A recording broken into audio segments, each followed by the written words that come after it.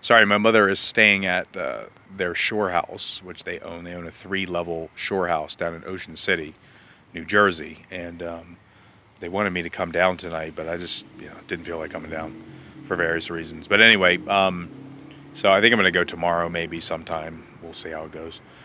And so she just called me to talk to me and see what I was doing. Anyway, so this is part 2 of the story. So Fisher Cat and I were basically living together through the various circumstances that had happened with us both being homeless. And I offered basically to put a roof over her head and, until she got on her feet and she could get her own place or whatever. We weren't together. We weren't in love. We weren't doing anything at this point. So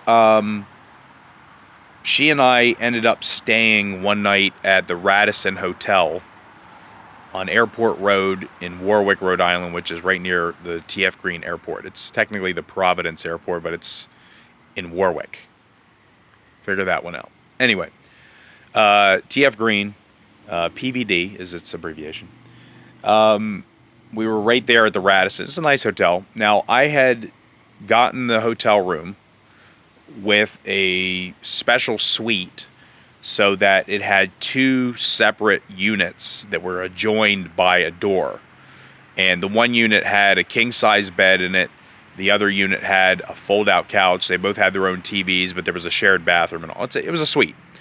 Anyway, it was room, I think, 101. It was like right near the desk. So I figured if I went out and did some drinking or something like that, I could find my way back to my room pretty easily. It was kind of cool. Not that I'm not a really heavy drinker, but every once in a while I like to go out and have a few drinks. Anyway, I don't get drunk, though. And that's another story. There's a reason for that. So I wouldn't mind getting drunk with you, though, down the road, when we're both comfortable with each other, if you know what I mean. But anyway, so we stayed at this Radisson, and we decided we were going to eat something, and we didn't really want to go out anywhere. There was a hotel bar that made really good food. Everyone there at the hotel was saying it was really good.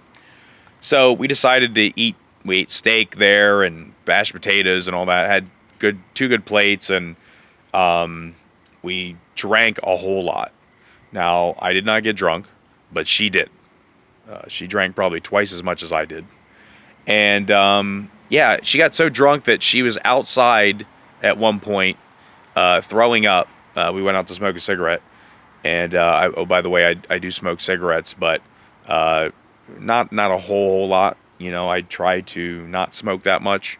And when I go back to my MMA training or boxing, I'm technically going to be training for a boxing circuit. That will end that very quickly, because when you fight 12 rounds, you need all your lung power. I just kind of smoke. I enjoy it. I'm always more have been, in my latter years, a social smoker, if you will.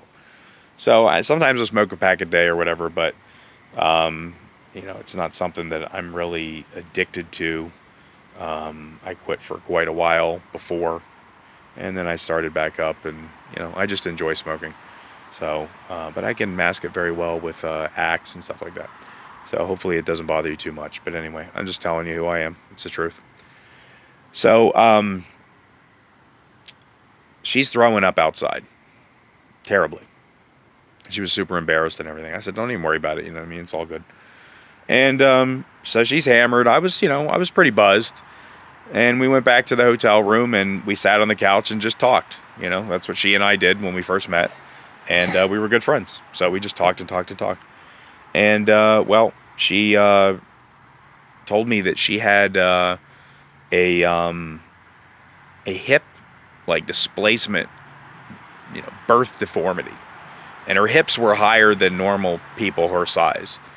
And she's like, hey, you want to feel where my hip bone is? It's really weird. I was like, yeah, sure, why not? I didn't care.